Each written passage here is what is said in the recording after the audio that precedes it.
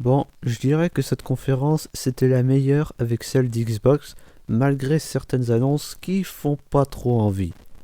Salut tout le monde, c'est Dark Angel pour la récap de la conférence Ubisoft de l'E3 2019.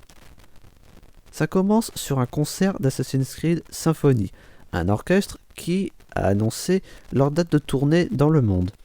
Et c'est le seul truc d'Assassin's Creed de cette conférence. Mais les choses sérieuses commencent, avec du gameplay de Watch Dogs Legion. Bon, faisons le point sur les rumeurs. C'est à Londres, c'était vrai. Un Londres dystopique et cyberpunk, c'était vrai. Jouer des PNJ, c'était vrai. Pas d'armes létales, c'était des conneries.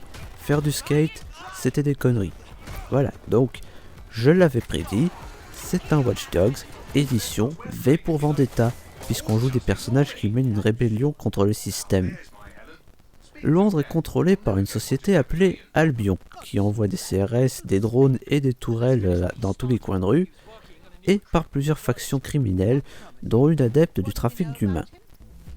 Les personnages que vous incarnez vont du costaud qui sait se battre à la gentille mamie qu'il faut pas faire chier. Dans Légion, fini les Aiden Pierce et les Marcus Holloway. Ici, vous incarnez littéralement tout le monde. Et vous pouvez en recruter plein, le tout grâce à Bagley, une IA de DeadSec, qui a du caractère. Et ce système, vous en aurez besoin, parce que la mort de votre personnage est définitive. Voilà qui va compliquer les choses. Ah, et on peut aussi faire des roulades, se mettre invisible, et cogner des ennemis à main nue. Ça change des matraques et des boboules, mais peut-être que ça dépend du personnage. Watch Dogs Legion sort le 6 mars 2020. Oui, je sais, c'est triste. On enchaîne avec une présentation par Rob McElhenney, un acteur de la série MythoQuest Raven's Banquet, qui met en scène Ian Grimm, le directeur créatif d'un jeu à Lego surdimensionné. Cette série sortira sur Apple TV+, et dévoilera les dessous d'un studio de développement de jeux vidéo dans une comédie qui explore les conditions humaines. Ouais, on verra bien ce que ça donne. Brawlhalla, un jeu de baston qui, bien qu'il en ait l'air, n'est pas un jeu sur téléphone, ajoutera les personnages d'Adventure Time. Et maintenant, parlons Tom Clancy. Un crossover entre Rainbow Six, Ghost Recon, The Division et Splinter Cell a été annoncé. C'est Tom Clancy Elite Squad, et c'est un action RPG sur téléphone où il faut gérer toute une escouade en temps réel. Mais ne vous attendez pas à Aiden Pierce ou les assassins, c'est que des licences Tom Clancy. D'ailleurs, ces licences, à part Splinter Cell, on y a eu droit. Ghost Recon Breakpoint sera jouable en solo, mais avec des IA, histoire de ne pas être vraiment seul.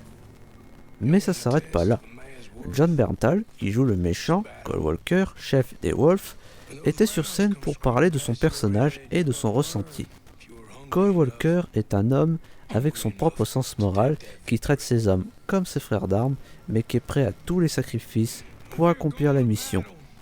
Et il a clairement pris du plaisir à jouer son personnage. Bon, en même temps, il y a de quoi. Et il n'était pas seul. Il était avec son chien, Ben Ben. Oh, il est mignon. Ghost Recon Breakpoint aura une bêta le 5 septembre et une extension Terminator. The Division 2 est disponible gratuitement du 13 au 16 juin et sur toutes les plateformes. Il y aura aussi le programme de l'année 1, à l'occasion des 1 an de The Division 2, qui est des extensions gratuites et épisodiques. L'épisode 1 à Washington qui sortira en juillet, l'épisode 2 au Pentagone qui sortira cet automne, et l'épisode 3 à New York qui sortira en 2020. D'ailleurs, ils ont parlé du film en projet depuis des années avec Jake Gyllenhaal et Jessica Chastain. Il sera réalisé par David Liecht et il sortira sur Netflix. Reste à savoir quand ils commenceront le tournage. Pour en finir avec Tom Clancy, un nouveau Rainbow Six a été annoncé. C'est Rainbow Six Quarantine, un nouvel épisode standalone jouable à 3 avec des espèces de zombies. Bon, je vais pas vous mentir, quand j'ai compris ça, j'ai cru à un survival horror, mais il n'en est rien. Rainbow Six Quarantine sortira en 2020. Comme prévu, un DLC pour For Honor. Il s'agit de Shadows the Itokiri, disponible jusqu'au 27 juin. Ah, et il y a aussi un mode spectateur. Just Dance s'est présenté, encore une fois, de manière extravagante pour les 10 ans de la licence, et encore une fois, sur de la musique merdique. Musique qui, hélas, fait partie de la playlist.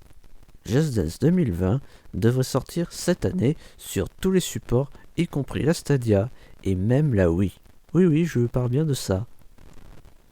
Après le Game Pass et l'EA Access, Ubisoft a finalement fait son équivalent, le Uplay Plus, un service à 14,99€ qui donne accès à plus de 100 jeux, aussi bien les plus récents que les plus anciens, et aussi les DLC et les éditions premium. Les joueurs qui se sont inscrits avant le 15 août auront un mois gratuit avant le lancement le 3 septembre sur PC et Stadia. Et encore une fois, nous avons le droit à des nouvelles licences, Roller Champions et Guns N' Monsters. Le premier, qui a dévoilé un trailer, est un Rocket League-like en free-to-play en équipe de 3 joueurs qui doivent marquer 5 points. Le deuxième est un Zelda-like qui met en scène Phoenix, un héros qui doit sauver les dieux grecs après que leur pouvoir ait été volé par le titan Typhon. Au programme, Hydre, Gorgone et Cyclope, le tout dans un open world. Guns N' Monsters sortira le 25 février 2020. Et c'est comme ça que finit la conférence. Bon, elle m'a plus convaincu que Bethesda. Bon après, c'est surtout pour Watch Dogs. Mais je suis vraiment déçu de ne pas l'avoir pour cette année. J'espérais vraiment que ce soit le cas. Et ce système de mort permanente va pas me faciliter la tâche. Et quand on voit qu'ils ont rendu Londres cyberpunk, je me demande c'est en quelle année. Ils disent que c'est post-Brexit, mais le Brexit c'est tout récent. Donc on peut se poser la question. Aussi, quand on voit à quel point c'est dystopique et violent, j'ai envie de dire qu'est-ce que ça va être quand ils feront un épisode à Paris. Et mon petit cœur de fanboy espère une ou deux allusions à Aiden Pierce ou T-Bone. Ah, et aussi, la mamie, c'est une assassin à la retraite. Du coup, ça confirme la théorie de l'Ubiverse. Alors oui, je sais, il y a déjà une preuve dans Assassin's Creed Origins. Bah, ça en fait une de plus du coup. En tout cas, Watch Dogs Legion, j'ai vraiment hâte de la voir. Le reste, Ghost Recon Breakpoint, je veux bien l'essayer si l'occasion se présente. Je lui reprochais d'avoir besoin d'une connexion obligatoire pour pouvoir jouer, mais qui sait, peut-être qu'Ubisoft comprendra sa connerie et va y remédier. Ou alors avec le temps, c'est moi qui changerai d'avis. Rainbow Six Quarantine, j'entends tout le monde se plaindre que c'est un copier-coller du mode Outbreak d'un siège. Je saurais pas dire vu que je l'ai pas fait. Le Uplay Plus, ce sera sans moi. Déjà que j'achète le Game Pass uniquement quand il y a 1€, non, c'est pas envisageable.